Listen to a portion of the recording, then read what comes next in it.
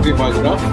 We are a digital platform looking at the majority of the population, which is the backwards and the Dalits and the tribals and the minorities. And we still have not overcome the election results and the ripples which it has created.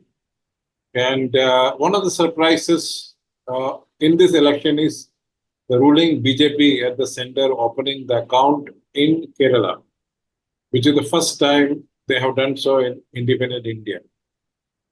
This has created much surprise across Kerala as well as across India.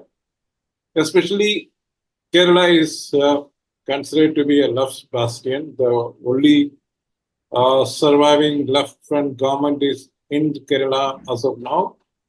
Coming from there, this is a surprise. To discuss this new political development, we have with us Gouriedasan Nair, a friend and a colleague from Kerala. He was the bureau chief of the Hindu last, and he's retired from there and writing and commenting on political situation. Gauri, it was a surprise for all of us in Delhi that Kerala could elect a BJP member to Lok Sabha, and he has been made a minister along with another one. So what does this indicate as far as Kerala politics is concerned? I would say this is a momentous development, Cherian. It's good to meet you after such a long time. That we should be discussing this kind of a topic after a long time when we meet for the first time is in itself a little, troubling for me. But then, events very often overtake us. And I believe in the Kerala political situation, events have overtaken everyone. The calculations of the left and probably the calculations of the United Democratic Front, the Congress as well. I am at once surprised and not surprised with the development in Thrissur, the election of Suresh Gopi. I'm surprised because that the two alliances in Kerala could allow that to happen. Then, when I say this, my bias is very clear. It's certainly a bias, having lived in Kerala and having lived through a lot in Kerala. You tend to breathe in a lot from the air here, and we have as youngsters growing up in Kerala done a lot of that, and that is where it became a shocking development for you and me when we heard about this election of Mr. Suresh Gopi. This is nothing personal against Mr. Suresh Gopi. He is as good or as bad as any other candidate in the field.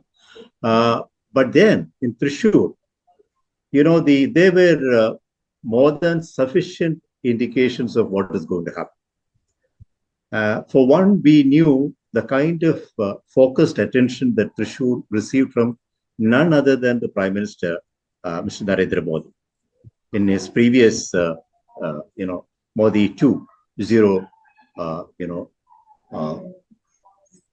in governance. Now, he was focusing on Thrissur, and he was also showing special attention, special affection for Mr. Gopi. And this saw a massive gathering of women being organized by the BJP in Thrissur about a month or two before the elections. So that was probably one indication of which way the BJP was, BJP game plan was working. They were trying to address the women. And Suresh Gopi personally was trying to reach out to women in a big way, unlike most of the candidates, including their women candidates in Kerala, because the women candidates, the woman candidate, I think they had only one or two. They were addressing mostly the men and not women. But in Thrissur, the BJP was focused on the women. That is a minor part. The major part and the major reason. Is there a Suresh Gopi personality part? Because he is a film star. He's not necessarily from the RSS Shaka trained politician. He has tried his luck in left camp as well as UDF Congress camp, I'm told. So is there a personality factor there combined with Prime Minister backing him up and also the groundwork for the last 2 years, I'm told? I will come to that, but I would first of all go to the second point and the more important point that I wanted to make. The election of Mr. Suresh Gopi's election from Thrissur is actually an indication of the coming together of the Hindu and the Christian votes in Thrissur. That is the most significant. What Suresh Gopi and the Prime Minister did was to, give more, add more fire to that engine of move the engine of, Mr. Suresh Gopi's campaign. Now, how did this happen? Thrissur is basically a commercial center. Though we speak about Kochi as being the commercial capital of Kerala, the real transaction in cold cash is stated to be happening in Thrissur and not in Kochi. So Yeah. Thrissur is about monetary transactions and a culture of. I know these two banks have their headquarters there, South Indian Bank and the Catholic Yes. Bank. Yes. Yes, and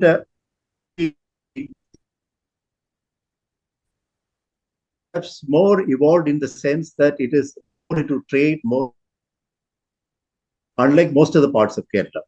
And there is, a widespread kind of percolation of these cash transaction process happening in Thrissur. What happened probably is that Suresh Gopi, probably the BJP national leadership saw in Suresh Gopi an ideal conduit between the BJP and the Christian community in Thrissur, where he was, as you mentioned, he is not part of the RSS. He is not part of the traditional framework of the BJP. He's in that sense an outsider. He's an independent. He's a showbiz man. So he could reach out. He could walk into any home. He could walk into any church, or he could walk into any temple. So that kind of accessibility was offered to him, and he also had no baggage. And because he didn't have the BJP baggage on him, he was acceptable to the Christian church also. So I believe there was a clear understanding between the Christian church. It is not the ordinary Christian voter, mind you, between the Christian church and Mr. Suresh Gopi and the BJP to swing the election in a certain way. That's one. The second, of course, was what I mentioned earlier, the women factor, and where I believe Suresh Gopi could reach out to the Christian homes also. When we mentioned about the voting pattern, etc., we all know that in the families, often the voting pattern is decided by the male member. But here is a situation where, in many homes in Thrissur and elsewhere in Kerala also, even in CPIM homes, women were voting for other candidates, including BJP candidates. It was particularly evident in. So these were the two reasons. Coming to, the constituency where the BJP almost made it, this Thiruvananthapuram, where Mr. Rajiv Chandrasekhar was in. See, Rajiv Chandrasekhar is a complete outsider, quite unlike Suresh Gopi. But he landed here late, and he didn't have, actually, I don't know how much backing he had from the RSS, or at least during the early days, and the party machinery. But he really gave a run for the money to Mr. Shashi Tharoor. And Shashi Tharoor could win only by around 15,000 votes. I would say the real work was done by Rajiv Chandrasekhar, but the man was Suresh Gopi. But I would, this victory notwithstanding, I would rather look at the big picture of the BJP in Kerala. Okay. If you want to look at it as a turning point and stuff like that. One clarification there. What Suresh Gopi could do with Christian community in Thrissur, you mean to say Rajiv Chandrasekhar could not do with the Latin Catholic Church in Trivandrum, is it not? The difference between Thrissur and Thiruvananthapuram was the strong position taken by the Latin Catholic community. The Latin Catholic community stuck firmly to the minority position towards the BJP. They did not sway with the wind. They refused to sway with the wind. They decided to stand firm on their ground, and they made it very clear to all the three major players in the field. They spoke to the LDF. I know personally the LDF was wooing them very hard. And a lot of discussions happened behind the scene. But then Shashi Tharoor, Shashi Tharoor did not do that.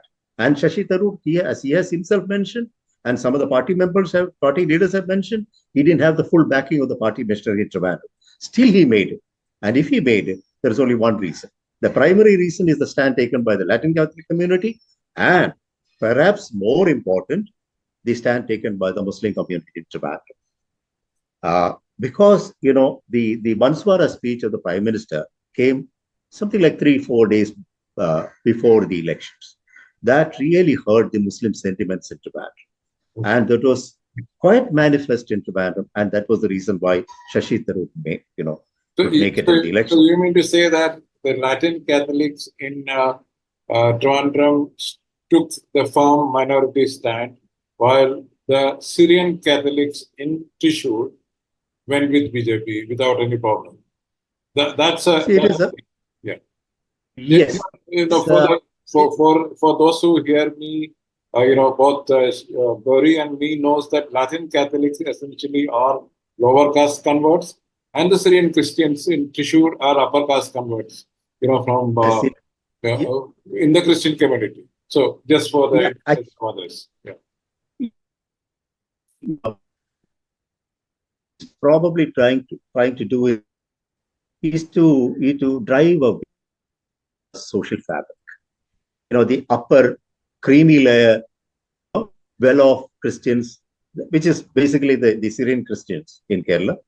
And in today's paper, I was reading the Orthodox Church also minister and all that, because there is a going on between the two factions of denominations of the church in Kerala. So they want support.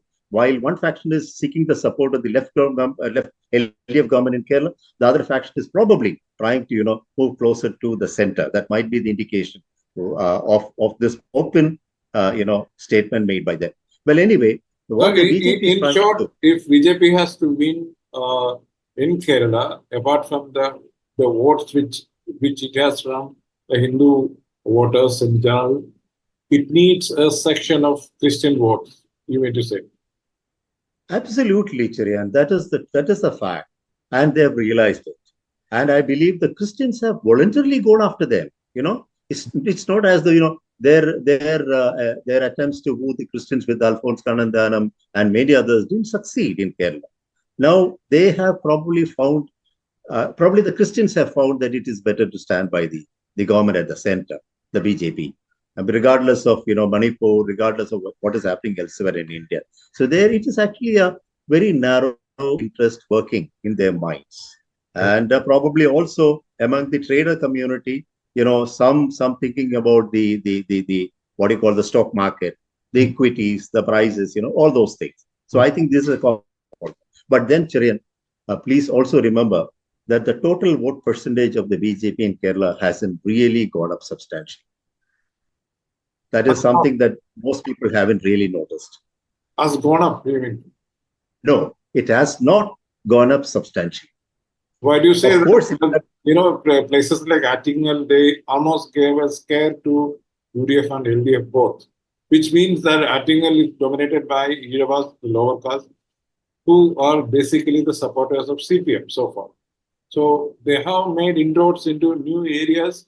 And I'm told in Attingal and Alapi, both the constituencies, they have some other managed Irava votes, which are traditionally going to the left. So is it not a concern for the left and the other parties in general? Yes, of course. You have constituencies like Thrissur, Thiruvananthapuram, Attingal, Alappuzha. In many of these constituencies, the total vote percentage of the BJP has raised between something like 27 and 35. That is the seat. But if you look Kerala overall, you will find that their percentage is, it was only 16.54 or something like that in 2019. This time also it stays somewhere over there, because the total percentage comes to only about 19% vote, of which about 1.5%, 1% has been brought in by BDJS, which is a predominantly casteist outfit. So the rest of it. So you cannot, in Kerala, you cannot speak about the vote share of the CPM or the Congress, because their alliances are big. There are more parties, there are more players. Maybe more, we can say a little about the left LDF, because, except for the Kerala Congress Mani group, Mr. Joske Mani's party, the other parties in the India Alliance are smaller parties, including, of course, they have something like some percentage of votes. but the others are all very small parties. Whereas in the Congress, the Muslim League is there. There are parties with huge chunks of vote behind them. But when it comes to the BJP, the percentage is really their strength on the ground. I believe they have ended up somewhere an increase of something like 2.5 to 3%. That's all. But you think that there is a consolidation happening? There is a broader Hindu consolidation happening in favor of BJP and also supported by the upper caste Christians. Yes, Cherian, that's happened. Okay. It has been taking shape for quite some time. And very likely that we will have this, we'll see this getting reflected in the local body elections happening very soon and to be followed by the assembly elections. Because in the small microscopic political space, if they put up the right kind of candidates, it will be very, Suresh Gopis across the place, very, very, very easy for them to, increase the numbers and perhaps also control, a lot of local bodies in Kerala. And this is a warning sign for both the LDF, the CPM particularly, and to the Congress. Do you think that they will be able to handle this situation? Because LDF has been claiming that they have been handling it, they will do it. And Congress always, dismisses such a unity because according to the traditional political calculations, the upper caste Hindu always have been with, like NSS have been with the Congress for a long time. I don't think you should take anybody for granted anymore. Although Mr. Vellapalli Nadesan was government, he has been the chairman of the, the secular something constituted by the government. We all know where that is the leader of the BJP, where the interest of the blood, that perhaps matters more. And as for the Nair community has never been, political behavior is quite individualistic, and their political predilections has never been determined or dictated. Never, I would say, in the recent times. Rather, if you ask me, I would say, a major share of the votes that the CPIM has been winning was from the Nair community and the Yerava community. Almost equally. So it applies to the course. Yeah, which means that as of now, CPM is the largest party containing Hindu members. But that is being threatened by the new consolidation which is happening on the ground. Is it not? The consolidation happening within the Hindu community as also in terms of an alliance between the Hindu and Christian community. Please recall the love jihad, controversy in Kerala. Yes. That is probably the first spark, that gave rise to this kind of a sense of distrust. I think the sense of distrust has been growing in Kerala, which is bad for Kerala. Kerala has never had that kind of division. Of course, the parties which have been exploiting the minority communities or the minority consolidation will have to answer a lot for this. And I wouldn't fault the CPM there. CPM has not been backing on that. But of course, in recent times, we all know that the CPM has also been playing the same game, trying to win over the Christian communities and also, of course, sections of the Muslim community, which is probably non-Muslim League community, Okay. Which means that Kerala political undercurrents are fast changing and you can expect more surprises in future. That's a sum total of all of it. Oh, the question is whether you would be surprised at all. You don't have to be surprised because it's happening already. Yeah, all around. Okay, so that's a warning system. While Tamil Nadu is managing it and they are consolidating in a different sense, Kerala, which is famous for the communal harmony and everything, is going in the opposite direction, which is not I'm afraid. Good. Hope people are listening, concerned people are listening and doing something about it. Whatever happens, I don't think even BJP can practice the kind of politics they are practicing in North India, in Kerala, because that will not give them the dividends which they hope to reap. Thank you, Gauri, for enlightening us with the insights from the ground. Thank you, and we'll catch up later.